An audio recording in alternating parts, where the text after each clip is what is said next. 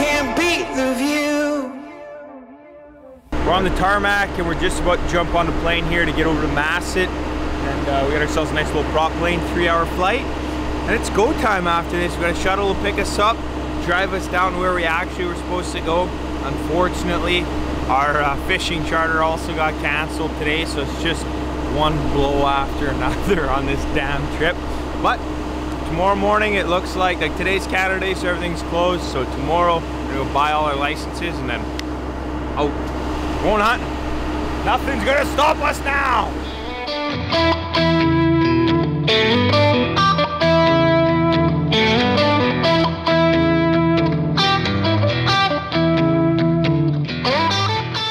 Okay, everybody, so we're in Haida Gwaii finally. It took us a day and a half to get here. We had a bunch of plane problems. We lost all of our luggage. We had a plane delay. We had to book a new charter to get out here, but we finally made it here. We had an awesome day of fishing today. We went down into the river here. We caught ourselves a bunch of trout with 2 new trout that I've never caught before. We got Dolly, Varden, and then we also got a bunch of cutthroat trout. He's on it. There he is. That's a good one. That's a good one. Pull, pull, pull, pull, pull. Yeah! Whoa! Grab him, grab him, grab him! Okay, so Cheeze just caught his first fish. We didn't quite get it in, so let's see if he can do it again. See what you got, Cheesy. Keep it, reel it, reel it. Reel, reel, reel. There he is, there he is. Set the hook, set the hook. He's on. That's a nice one, Cheeze. Reel, reel, reel. Okay, grab him with, grab him with your hand. Cheeze! Biggest one of the day. Biggest one, bro. So just a fantastic day so far. Now we're gonna top it off. We're actually gonna go, we just met our guide here, the guy who's bringing us out to start hunting tomorrow. And he's got a bunch of crab pods. So he's gonna take us out and show us a little bit about crabbing here before we kind of call her for the night.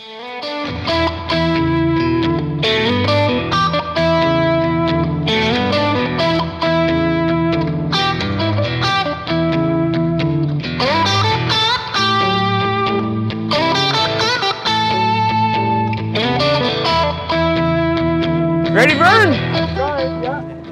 Feels like a heavy pod, boys. Heavy pod. Hey! Look at this here. So if you look at this here, look at this one. Wider, shorter, longer, way longer, and narrower. You see the difference? Yeah, it's almost like a face. Okay? So female, male.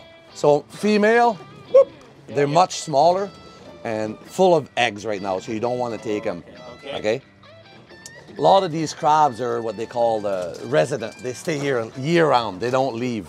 Yeah. So basically, they grow barnacles. Okay. These are huge crabs. Yeah, big guys. If you buy that in the city, you'd pay $30 a crab. Here, they're free. Give me a fish head. So we're going to feed them with some fresh salmon head. What kind of salmon is that? Spring salmon. Yeah. So, and done. Let's go pull a couple more. So how's this guy work? Just throw him over the edge? Yeah, absolutely. Look.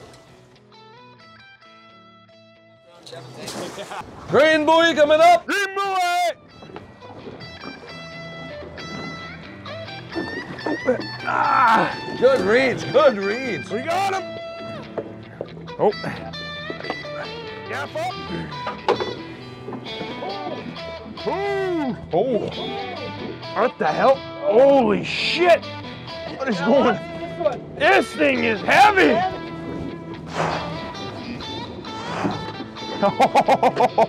Can you handle that, Dev?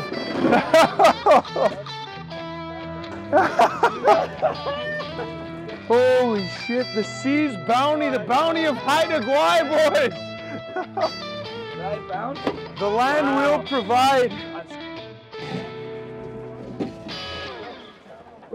Well, we wanted some crab, we got some crab. Now we're gonna go learn, Jean-Marc's actually gonna show us how to clean these things up, and then we're gonna go boil them at his house and have ourselves an absolute fiesta. Yeah, dump them here, I'll teach them how to clean crabs.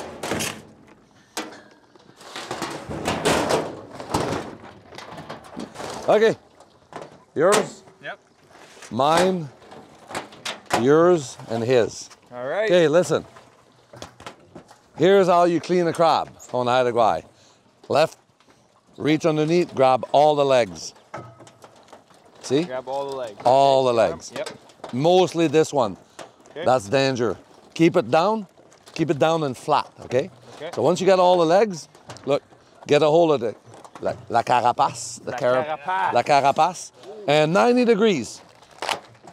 Up, pull hard. Grab the other side. In, out. Give it a good shake. So in, out, break it in half, give it a good shake, get the guts out. Okay, look, after that, you're not gonna eat this stuff, obviously, so that all comes off, that comes off. Look, beautiful meat. Okay, so we just got back from crabbing, and we're at John Mac's place here. He's gonna show us how to actually boil this up. We're doing a crab boil. Okay, trick, salt water, ocean water. I do add a little coarse salt, just for good measure. Extra salt on top of the ocean water. I find it not quite enough if you only use the ocean water. So what about if you just use normal water? Stale. It doesn't taste good. Your crabs, they come from the ocean, Yeah. okay? They live in salt water. So if you cook them in fresh water, you're desalting them, Okay. basically. So they're stale. The salt is number one. You gotta have that salt taste in them. Otherwise, like I said, they're stale. For somebody that's at home with just regular water, how much salt would you add to I would it? add a cup of coarse salt per gallon of water that you cook your crab. Measure your water. Take a gallon, you know. Yep. 1 gallon, 1 cup of coarse salt. 1 gallon, 1 cup of coarse salt. Okay. The trick too is most people put way too much water. You don't need your crab to be covered in water. You only need enough water so that the boil, once it comes to a boil, basically the boil is above your crab. And the boil will cook your crab. Okay, so it So steams I in put there. maybe this much water, there'll be that much crab. Once you're boiling, then I start the clock. So you bring your water to a boil, put your crabs in, it's gonna stop boiling obviously because the crab is cold, the water is hot. So once you get your boil above your crab, 7-8 minutes. Everybody's different. Some people will go 15 minutes. Me, I find 7-8 minutes. That's it. I think our main boy Jean Mac knows how to put us on a crab because this is just absolutely phenomenal. It's a beauty meal, great way to end the day. And as we were just talking about, not a bad way to spend Canada Day. All right, so we're on the boat and we got about an hour and a half drive here. We're all loaded up with the gear. It's a little cold though, it's about 15 degrees or so. Wind's blowing, got a good chop out. Gonna be a good day.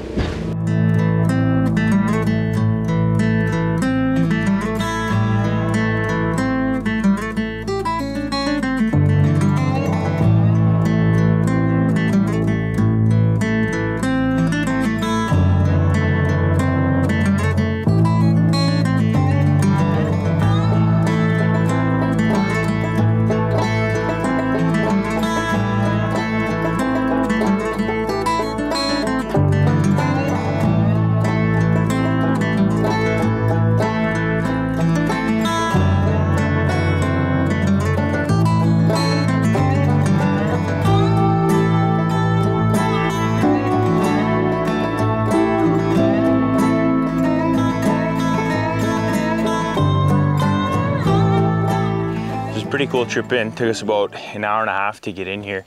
And as we're driving through, we pull up into this big open bay here. There's a nice big old black bear just sitting there eating mussels on the beach. So it's a cool sight already. And just looking at this place, I mean, nice towering peaks all over the place. We got a really cool gorge to be going through. So I think we're gonna be having a lot of fun. Time to pack up. We just put the cooler up there too. We got this big old chest full of ice. So as we shoot these deer, we're gonna the plan is to bring them back down and put them in this cooler. We'll see how hot it gets. Apparently it's gonna be a little bit colder up there and this wind circulating. Maybe we won't have to do that, but if we do have to, at least now we have the option. We can just bring the meat down, put it in this ice chest, and it'll be fine for the week while we're here. So hopefully we can find a nice deep canyon where it's really cold because it's gonna get near zero at night. If it stays, you know, kind of that 5-6 degrees in that canyon during the day, the meat will be fine, but time will tell. So it's nice to finally start a trip with some good news. Jav's planning panned out on this one. We found this old trail. It's still like a nice deer trail. They're keeping it open for us. Just a little bit overgrown with alders, but at least it's not like a thick tangle. Hopefully we can make like 3K an hour. Ideally would be really nice. The great thing about this is it brings us a long ways, almost 3/4 of the way to where we have to start climbing. So we haven't been on the trail for 150 yards and we already got our first deer. Nice little doe there just hanging out at about 30 yards. Not too scared of us, so it's a good sign.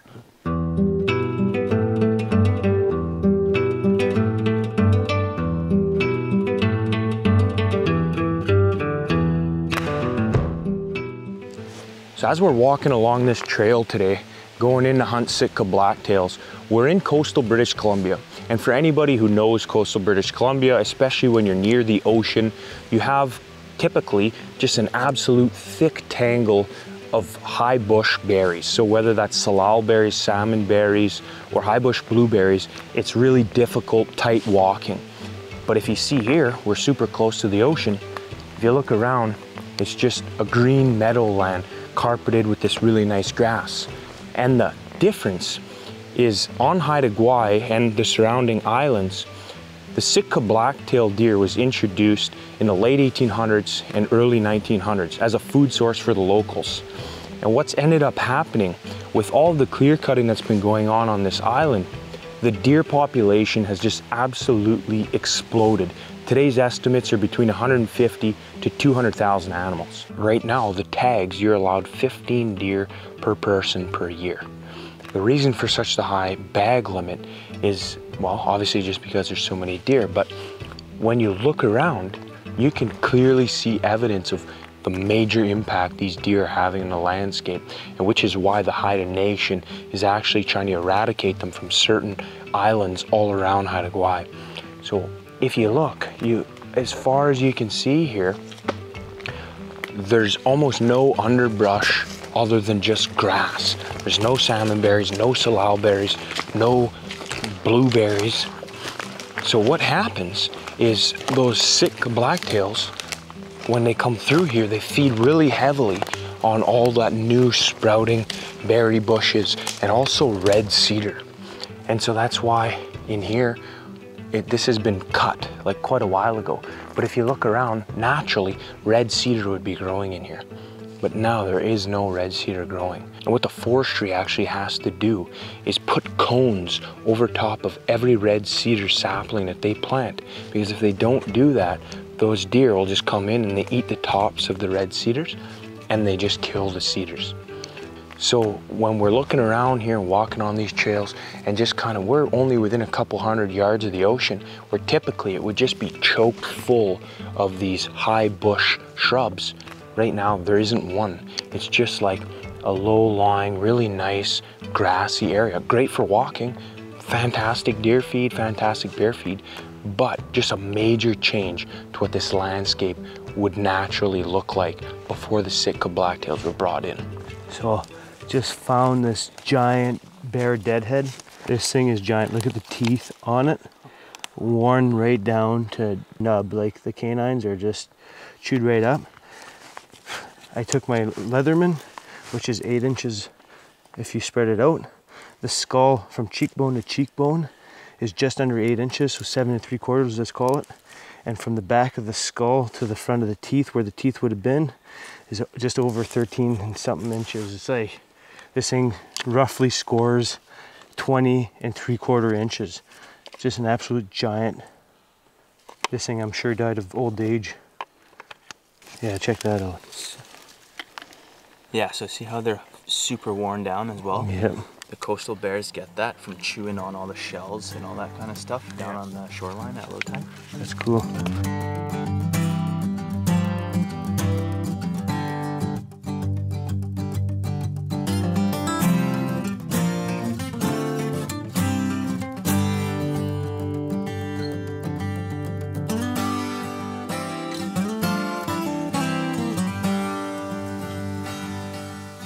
just about 3/4 of the way. We got roughly 2 kilometers left to go to get to the end of the trail. And then we got to start going up after that. It's kind of starting to get pretty steep on either side of us. We're like right in the trough of this valley. So if you look on that side, just over there, it climbs up pretty steep, and obviously behind us here as well. But we're just really enjoying this really nice trail that we've been walking on. It's an old logging road. There's only the odd mudslide, but it's been really easy going so far. We're doing about 3 kilometers per hour. And well, I'm hoping this keeps up at least to the end of this road here. So we left the old logging road about 300 feet ago. As you can see, it's pretty thick going in this stuff. We're literally bushwhacking on a 90-degree angle. It's absolutely crazy.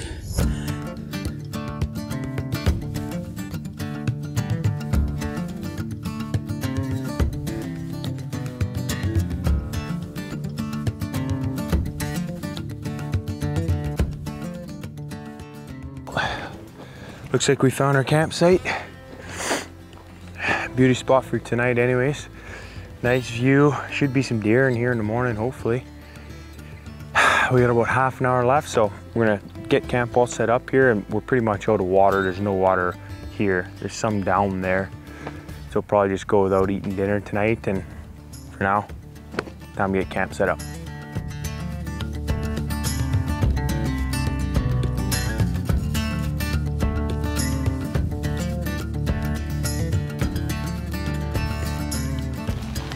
Morning everyone, it's morning, day 1, and we're just kind of getting out of our tents here. The guys are set up, and we spotted a real nice buck up on one of these peaks, and we just spotted another bedded buck and a big black bear as well. Just as the sun's kind of dropping down here, revealing the side of this mountain, the animals are just popping out all over the place here. So I think we found ourselves a really nice spot in here. We got, those ones are kind of out of range for now. Those are probably a 4-hour hike just to get over there. But it's a good sign. The hillside's starting to liven up here. And we're just gonna kind of stay put here for the next few hours and just glass this off and try to figure out what these animals are doing. So, just picked up 3 more deer. This will be the 8th of this morning, which is pretty good for the start of the day. 2 bucks so far, one really nice one. The one we're looking at right now, also pretty nice. Quite the distance away, literally where we want to end up. For the remainder of this trip is where they are all hanging out, so it seems like we're still pretty low down where they're just not hanging out right now. So we're gonna probably pack up before noon and start heading up into the mountains so that we can spend the rest of these days up there where all these glorious deer are hanging out, and hopefully bag a couple, or for sure bag a couple.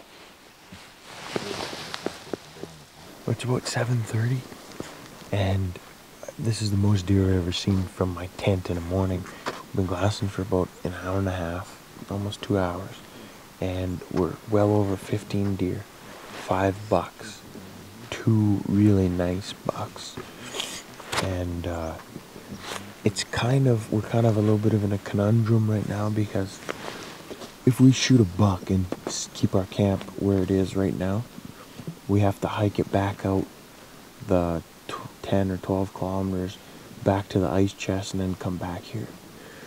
But if we just go another probably 3.5, 4 kilometers up this mountain, then there's snow up there. So once we get the deer, we can just put them in the snow so the meat won't spoil until we're ready to hike out. Every hillside we look at, there's just more and more and more. It's pretty cool. You can see them. I've been following them around in my spotting scope, and we actually watch them go into the areas where they like to bed. So it's kind of nice to see kind of what type of habitat to expect to see them and kind of what to look out for. It's really cool watching them just in their natural habitat without any pressure on them, just to see kind of what they do. So it's been pretty cool. we've seen some of the deer closer to town and stuff, and they're really tiny. But some of these deer that we're getting scopes on right now, like, there are some pretty big-bodied deer here. I think whether the altitude or just being so far away from everybody helps them grow. Yeah, these deer look pretty decent. So I don't know what everyone's saying. They're saying these deer are like just tiny. But I've definitely had my eyes on a couple decent-looking bucks. So hopefully we'll prove the locals wrong. It's about 10:30 now, and we got camp all packed up. We had just an awesome morning. Glassing under the tents, we saw a ton of deer all over here. But now we're kind of dehydrated, and it's time to get moving. So the game plan here, we're gonna get down off this ridge, we're gonna get into the swamp, we're gonna hang up some food up in the trees because we're gonna spend 4 days up on the top there, and we don't need 7 days worth of food. So we're gonna get some water, have a quick lunch in the bottom, and then we're gonna pack up and head right up to the summit.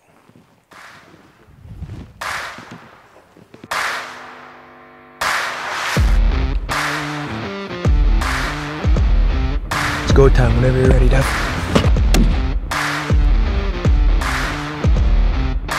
Sitka killers! The double, bro. Double kill.